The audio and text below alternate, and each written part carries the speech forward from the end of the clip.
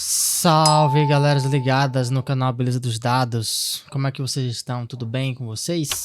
Espero que todos estejam bem. Bem-vindos a mais uma aula de Databricks e PySpark aqui no canal. Estamos continuando a nossa série de aulas a respeito do Databricks. E hoje nós estamos com uma aula muito interessante e daremos continuidade a todas as questões de funções complexas do Spark. Vimos na aula passada a respeito de PERSIST, de Quality, enfim, funções de otimização. Nessa aula nós iremos ver como trabalhar com dados complexos, tá? O Spark ele tem dados complexos que são tipos de dados feitos para ler dados semi-estruturados ou até mesmo não estruturados. Então a gente tem principalmente semi-estruturados.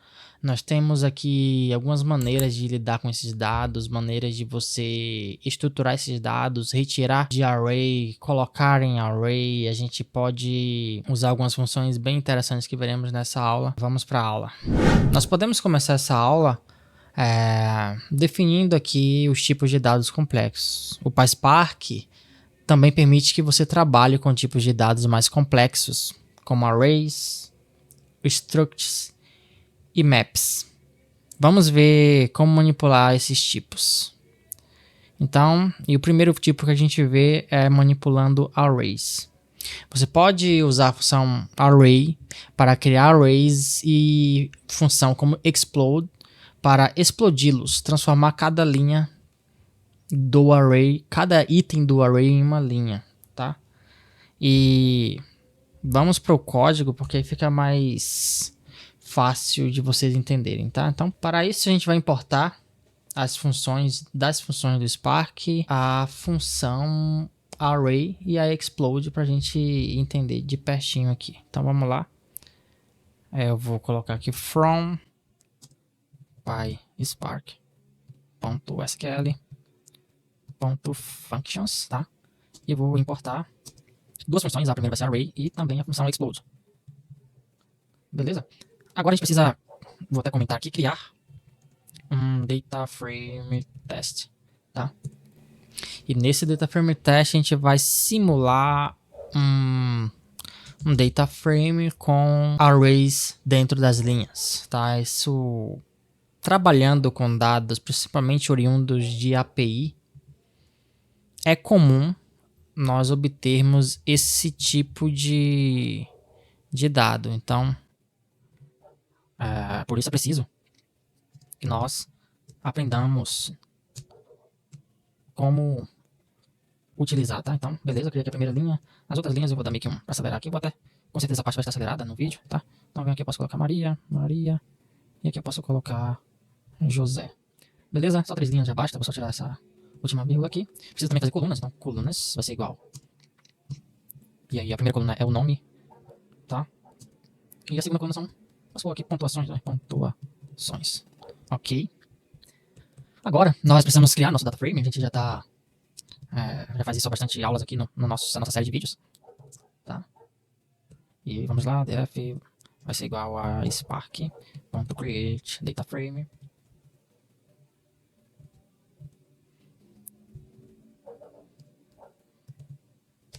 Eu acredito que aqui já está mais que suficiente. Isso aqui eu não preciso, tá? A gente pode agora visualizar como ficou esse data frame com display do Databricks. Ficou perfeito. Eu vou aproveitar, já baseado na nossa última aula, vou dar um cache nesse data frame ponto cache. Ótimo.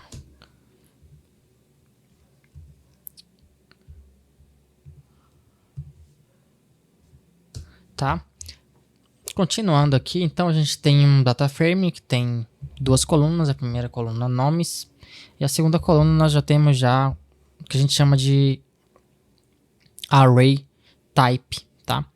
Ele é um tipo de dados com uma série de dados em uma única coluna, em uma única linha da coluna tem uma série de outros dados, tá?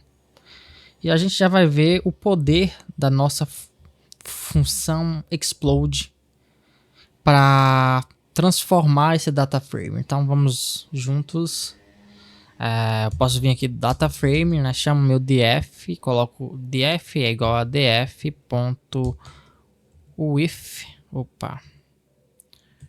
with column. E aqui eu posso usar até o mesmo nome, tá? Então, de novo, posso botar pontuações.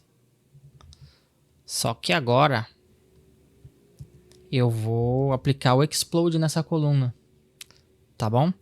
Então, explode, lembrando que a gente importou ela aqui em cima, por isso que a gente pode usar sem problemas, tá? E aí eu vou chamar agora a minha coluna, que também se chama pontuações, então eu vou copiar aqui, colocar aqui, isso é o suficiente. Irei rodar apenas essa célula separada, vai rodar sem nenhum problema. E agora, de novo, eu vou dar um display, tá? Pra gente ver isso bem separado, bem bonitinho. E está aqui. Então, este é o poder. Olha como está aqui em cima. E olha o que a Explode fez. Ela criou para cada número o mesmo João. Porque o João ainda pertence a todos esses números. E fez isso para Maria e fez isso para José. Tá ok? Então, essa é a primeira função. E vocês irão usar muito, principalmente quando vocês estiverem com dados ali semi-estruturados, dados de API, tá? Às vezes dados que vocês trouxeram uma tabela meio que não formatada da maneira ideal, tá? Até mesmo, sei lá, de um scraping, tá? De você pegar dados da internet através de um Selenium, de um Playwright, de algo do tipo, e ele não te estruturou da maneira correta. O Spark ele faz isso, tá? Às vezes até mesmo por questões que seriam trabalhadas com Spark, não faz sentido se estruturar naquele momento, porque o Spark ele tem funções mais específicas para isso. Então a primeira função que a gente aprendeu dos tipos de dados complexos foi a explode, que ela vai trabalhar com array, tá bom? Beleza, vamos agora entender o que é um struct, tá? Então, um struct permite agrupar múltiplos campos em uma única coluna. É como uma tabela dentro de uma tabela. Parece complexo, né?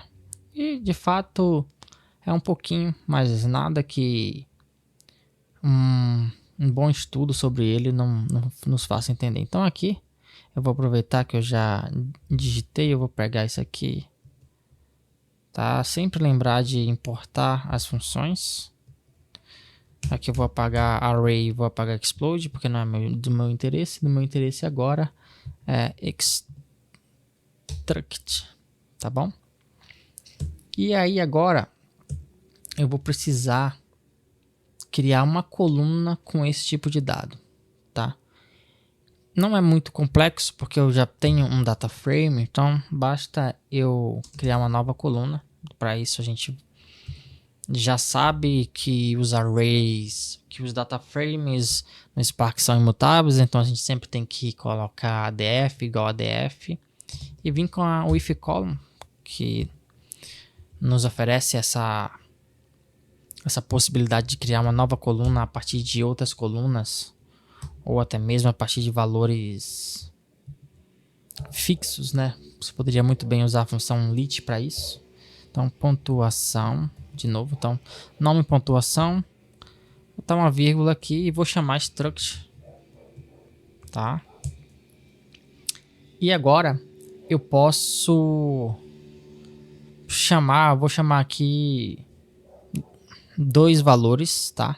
Que será um nome de colunas que eu quero unir em uma única coluna. Nesse caso, são as duas colunas que eu fiz aqui mais cedo, tá? Que são nome e pontuação, tá bom?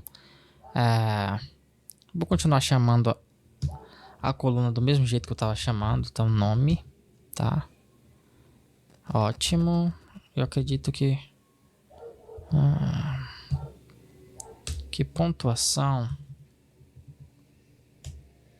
é pontuação ou pontuações, né? Pontuações, ok, eu vou copiar.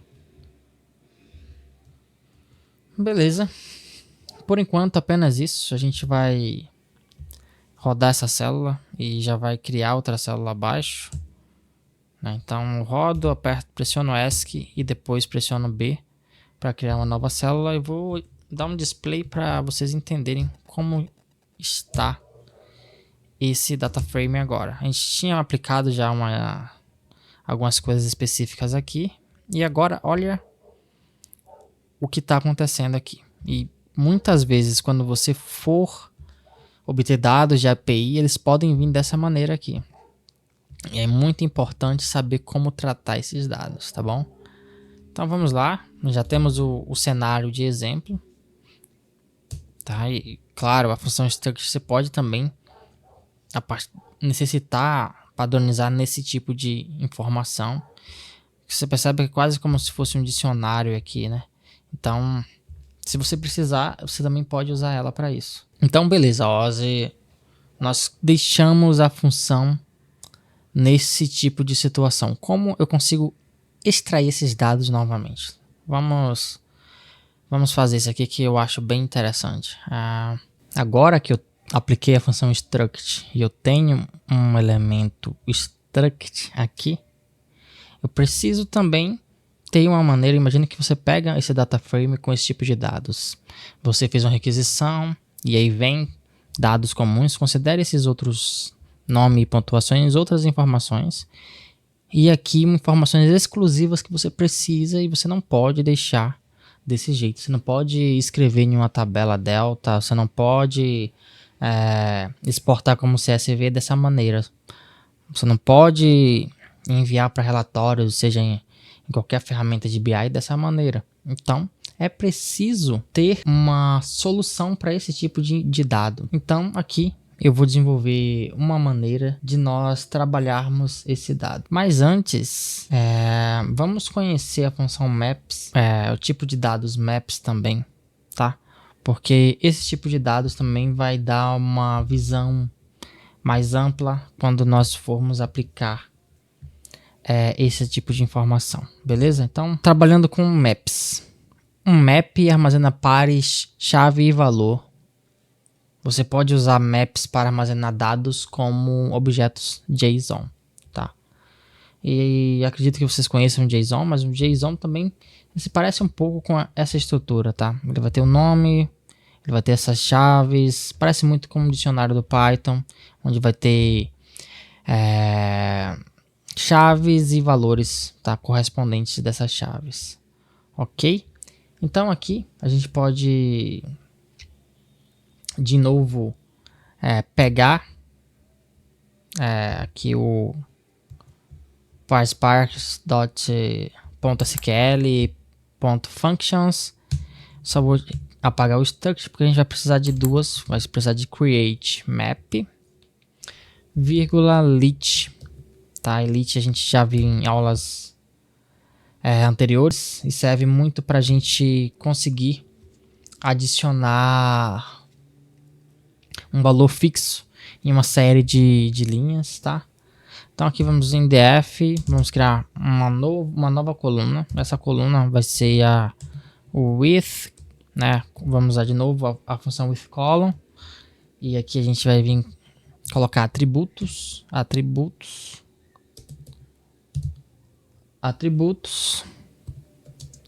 Agora a gente vai usar a função create map para criar um map. E dentro da função de criar map, eu vou adicionar a função lit, que eu quero que tenha um valor constante aqui dentro, tá? Esse valor vai ser a nome. E esse valor será nome, não é a coluna nome, não confunda. E agora eu vou colocar a coluna nome, tá? Vou vir aqui e nome. Então eu terei o nome e o nome da pessoa, os dados contidos na coluna nome, tá? Vou fazer a mesma coisa agora com lit para pontuação também, tá? Então, no final do dia,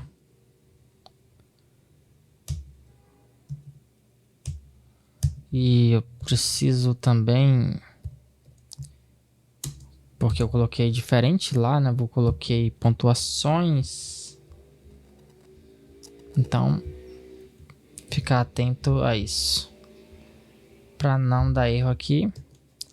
Beleza? Com isso eu vou dar um Ctrl Enter. Se eu fiz tudo certinho não dará erro.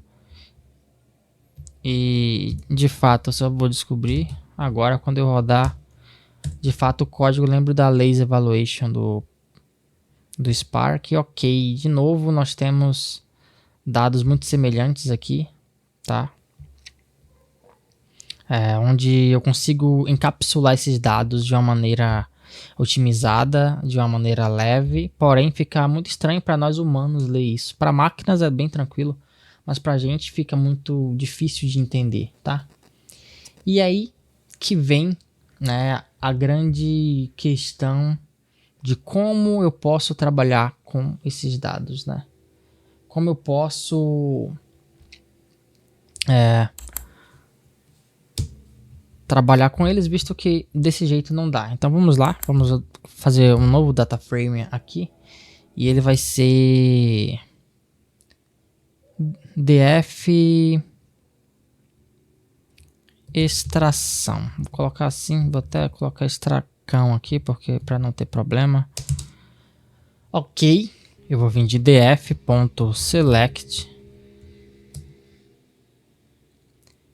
e aqui já começa algo um pouco diferente, né, do que nós durante todo o curso vemos entendendo de sintaxe de Spark, tá? Agora eu vou colocar dentro de uma string o nome da coluna que eu quero trabalhar, e no nome da coluna que eu quero trabalhar eu vou colocar um ponto mais este nome aqui, que em teoria também é o nome de uma coluna, tá? Se nós voltarmos aqui atrás, um pouco mais aqui, era uma coluna também, tá? Então eu preciso referenciar esses dois para dizer que eu quero pegar exatamente esses dados, beleza? Então vamos juntos aqui, nome, underline, pontuação, olha só, ponto, nome, tá? A mesma coisa agora para a pontuação, e eu vou ter que ter cuidado porque aqui tá a pontuação sim. Eu acho que vai dar bom, porque eu tinha colocado pontuações, mas acho que não afetou aqui o que eu preciso para extrair esses dados. Então de novo eu vou vir nome pontuação novamente, pontuação, ok, beleza, é isso que a gente precisa no momento, tá? Se eu der um display agora, olha só,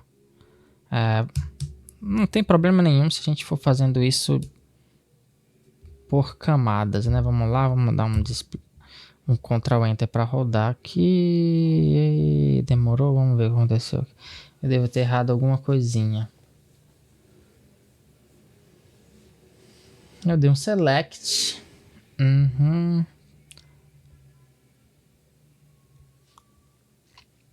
No search field pontuação, em nome pontuações, acho que é exatamente.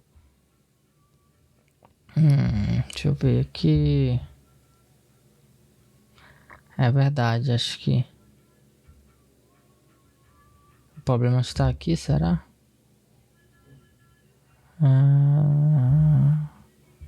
Deixa eu ver se é aqui o problema. Pontuações. Exatamente. É aquele que eu falei anteriormente, né, pessoal? Lá em cima eu errei, acabei colocando do ONS e era on e dá um probleminha, então faz parte. Então vamos lá agora, df underline extracão ponto display, tá? Vamos ver já o que acontece aqui. Olha só, a gente consegue extrair as informações que outrora estava dessa maneira aqui, e só dessa coluna. Observe que é só nome e pontuação, tá? Então, munido dessa habilidade de saber ler dados struct, tá? Ou até dados maps, que veremos já já, nós podemos superar desafios que existem na engenharia de dados, que faz parte muito do dia a dia. Acredito que vocês lidaram com esse problema 40% do tempo, até mais, talvez 80% do tempo do engenheiro de dados é lidando com esses probleminhas, né, chatinhos ali, de definir uma coisa aqui, de fazer uma query SQL lá e tal. Então é muito importante você se munir de saber trabalhar com tipos de dados complexos, né? Então é muito importante, e por isso essa aula, para sua construção de um bom engenheiro de dados, é preciso estar ciente disso, ok? Agora a gente pode criar um data frame final. Nesse caso aqui não foi necessário renomear colunas, né? Porque a coluna já veio bonitinha, a gente tinha feito lá em cima. Mas para renomear a coluna seria muito simples também, tá? Você pode selecionar a coluna e colocar um alias e aí renomear ela também, ok? Com maps, então, a partir do momento que você teve esses dados transformados em maps, para ter de volta os dados, você vai fazer a mesma coisa. Porém, aqui eu vou explicar para vocês por um outro ângulo e como se eu precisasse renomear a coluna, tá? Mas é muito parecido, então eu poderia vir aqui em df map, que seria igual a df ponto o if column. O if column não, aqui não é o if column na real. Seria um select, né? Um select. E aqui dentro eu já chamaria na minha coluna df underline. Não sei se tá em underline, tá em df comum, tá em df. E chamaria aqui essa informação. Vamos ver. Aqui tá. Eu poderia vir aqui ponto alias, tá? E colocar nome, imagina, que não fosse, vou até colocar aqui usuário, né? Imagina que eu quisesse mudar o nome, tá bom? E aí eu coloco uma vírgula e posso, inclusive, dar um enter aqui se eu quiser e fazer a mesma coisa embaixo. Então chamo aonde tá meus dados no data frame específico, abro ali um colchete e aqui eu tô fazendo bem mais, aí dou um Ctrl V aqui com minhas informações. Posso vir aqui em alias novamente, né? Alias. E aqui eu coloco, vamos lá, pontuação. Era pontuação, vou botar pontos agora, vai, pontos. Um bom jeito aqui então, se você quiser, precisar renomear. Tá um data frame totalmente novo, então não tem nenhum problema. Então vamos aqui df underline map ponto display. E o que é que obtemos aqui? Então, o nosso data frame novamente renomeado e as colunas, tá bom? Partindo para o final da aula. Bom, pessoal, é isso. Eu espero que vocês tenham gostado dessa aula. A gente aprendeu aqui 3 funções muito importantes quando se trata de pegar dados semi-estruturados. A gente pode, para array, usar a explode, tá? Para retirar essas informações. A gente pode, para maps e para structs, usar essa maneira aqui de tirar, né, esses dados que estão desse jeito e colocá-los novamente como deveriam ser, tá? Então é uma maneira diferente, remete até um pouco ali a SQL. E para quem não conhece SQL pode ficar tranquilo. Em breve no canal teremos aula de SQL, mas assim, em resumo, essas funções vão te ajudar no seu dia a dia, tá? Quando você estiver montando um pipeline, você pode, por exemplo, chamar, digamos que você trabalha numa empresa, sua empresa comprou dados de uma API. Precisava de dados de clima e a API do clima tempo me dá esses dados, mas eles vêm totalmente otimizados para API, tá? Eles não vêm como um data frame bonitinho e você vai pegar lá e só extrair esse dado, jogar downwrite e tá tudo bem e acabou. Não, não é isso. É por isso que existem engenheiros de dados, porque esses dados vêm otimizados para um uso específico, tá? Tá na API de um jeito bem otimizado e quando ele vem até nós devemos deixá-los de uma maneira que humanos entendam e compreendam, e para isso é muito comum utilizarmos tabela no nosso dia a dia. A tabela se reflete como um data frame, que se reflete depois como uma visualização no Power BI, como uma visualização no Tableau. Então, em resumo, é preciso aprender essas funções, colocar no seu dia a dia, comer essas funções com arroz e feijão, tá bom? É isso. Nos vemos na próxima aula. Obrigado por ter ficado até aqui. Eu não tenho dúvidas, para quem tem chegado na aula 7 de Spark, algo bem denso, e tem conseguido compreender e praticar, não tenho dúvida que vai ser um ótimo profissional, tá? Então, continue comigo, continue assistindo as aulas, se inscreva no canal, comente, curte o vídeo, diga o que você achou. Vamos espalhar os dados, espalhar a engenharia de dados pelo YouTube também, tá bom? Então é isso, obrigado e nos vemos em breve.